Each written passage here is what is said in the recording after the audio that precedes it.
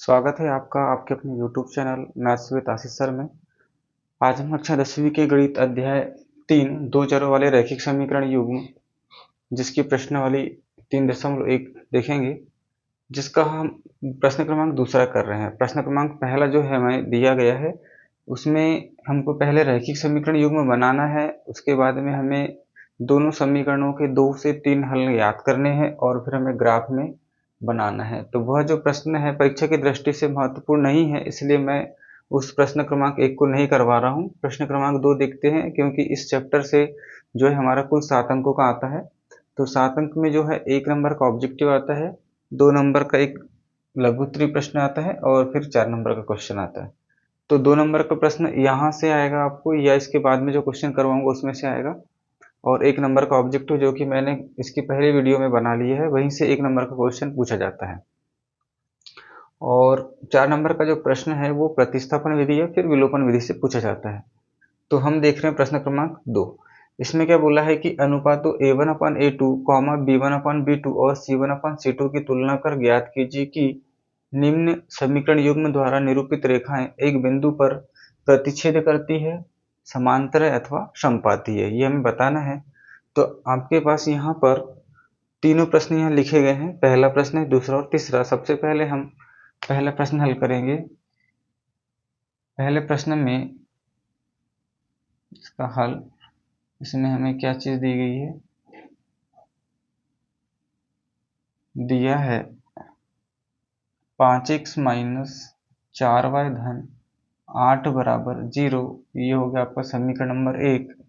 दूसरा है 7x धन 6y ऋण 9 बराबर 0। ये हो गया समीकरण नंबर 2। चूंकि हम द्विघात हमने दो चरों वाले रैखिक समीकरण का मानक रूप देख लिया है, तो हम यहाँ पर सबसे पहले समीकरण 1 और समीकरण 2 की तुलना करेंगे।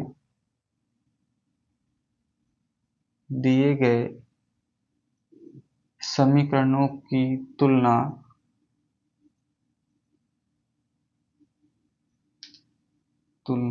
रैखिक समीकरण के मानक रूप से करने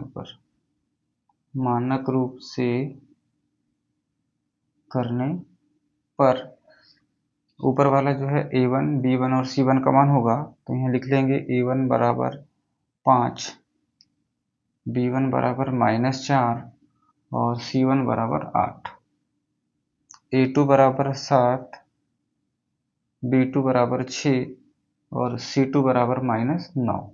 हमने यहाँ पर दिए गए जो समीकरण थे उनकी तुलना रैखिक समीकरण के जो मानक रूप है उससे तुलना कर ली।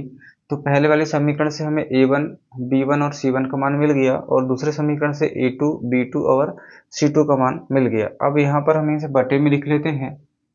a1 बटे a2 बराबर 5/7, b1/b2 बराबर -4/6 और c1 बटे c2 बराबर 8/-9। यहाँ 2 से कटा, ये 2 दूनी 4 और 2 तिया 6।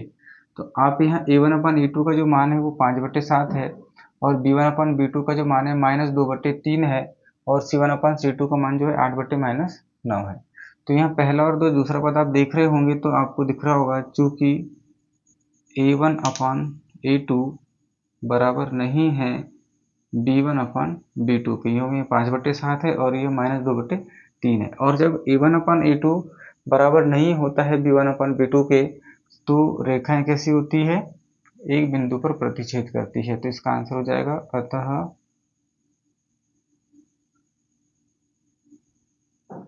रेखाएं एक बिंदु पर प्रतिच्छेद करती है। इस प्रकार से हम ये पहले सवाल को हल कर लेंगे, जिसका सबसे पहले हमें लिखना है, दिया है पहला समीकरण, दूसरा समीकरण, और ये दिए गए समीकरणों की तुलना हमको रैखिक समीकरण के मानक रूप से कर लेना, जहाँ से हमें a1, b1, c1 A2 B2 और C2 के मान मिल जाएंगे। इन्हें फिर हमें बटे में लिख लेना है और बटे में लिखने के बाद हमें कंपेयर करना है। तो हमें कंपेयर करने के बाद में स्थिति मिल रही है A1/A2 बराबर नहीं है B1/B2, अर्थात यहाँ पर जो रेखाएं हैं वो एक बिंदु पर क्या करेगी, प्रतिच्छेद करेगी। इसी प्रकार से हम दूसरा सवाल हल करते हैं।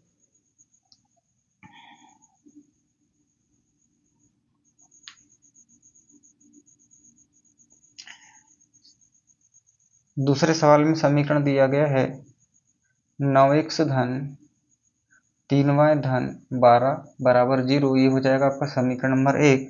दूसरा समीकरण दिया गया है 18x धन 6y धन 24 बराबर 0, समीकरण नंबर 2। यहाँ पर भी क्या करना है हमको, दिए गए समीकरणों की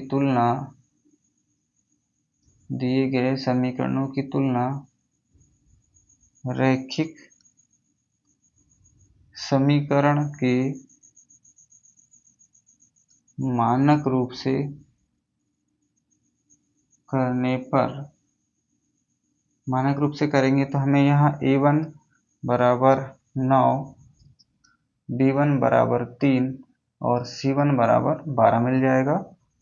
A2 बराबर 18, B2 बराबर 6 और C2 बराबर 24 मिल गया। अब इन्हें बटे में लिख लेंगे तो A1 के बटे में A2 को लिखेंगे तो ये हो जाएगा 9/18, B1 के बटे में B2 को लिखेंगे तो 3/6 और C1 के बटे में C2 को लिखेंगे तो ये हो जाएगा 12/24।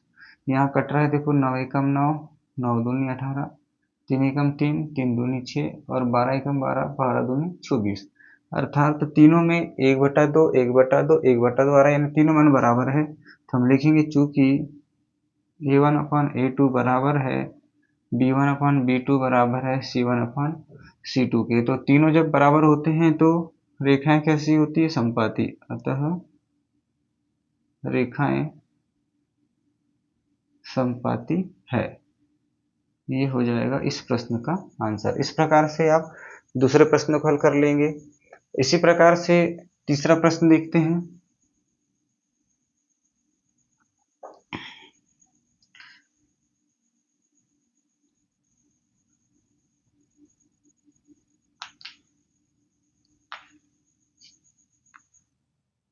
तीसरा सवाल दिया गया है 6x ऋण 3y धन 10 बराबर 0, ये समीकरण नंबर 1 हो गया।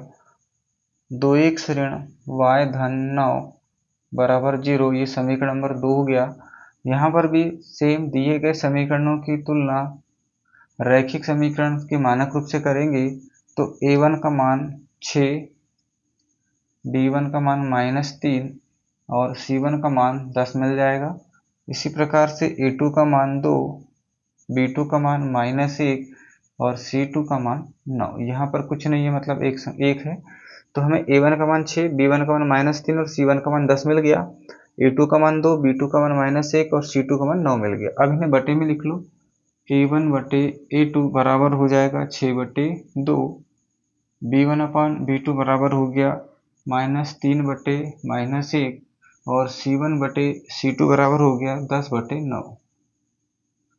यहाँ पर 2 एकम 2, 2 तिया 6 और ये माइनस से माइनस कट गया तो ये भी हो गया, ये नहीं कट रहा है। तो आप देख रहे होंगे कि यहाँ 3/1 और यहाँ पर भी 3/1 प्राप्त हुआ, मतलब A1/A2 बराबर है B1/B2 बराबर नहीं है C1/C2, अर्थात रेखाएं कैसी होगी, अतः रेखाएं समांतर है। इस प्रकार से आप इस प्रश्न क्रमांक जो 2 है उसके तीनों सवालों को हल करके बता सकते हैं कि रेखाएं किस प्रकार की है। तो पहला वाला जो सवाल था उसमें जो रेखाएं हैं वो प्रतिच्छेदी थी, दूसरे वाले सवाल में रेखाएं समपाती थी और तीसरे वाले में रेखाएं कैसी हो जाएगी, समांतर हो जाएगी। तो इस प्रकार से हम इस प्रश्न को हल कर लेंगे। वीडियो पसंद आई तो वीडियो को लाइक, शेयर एंड सब्सक्राइब करें।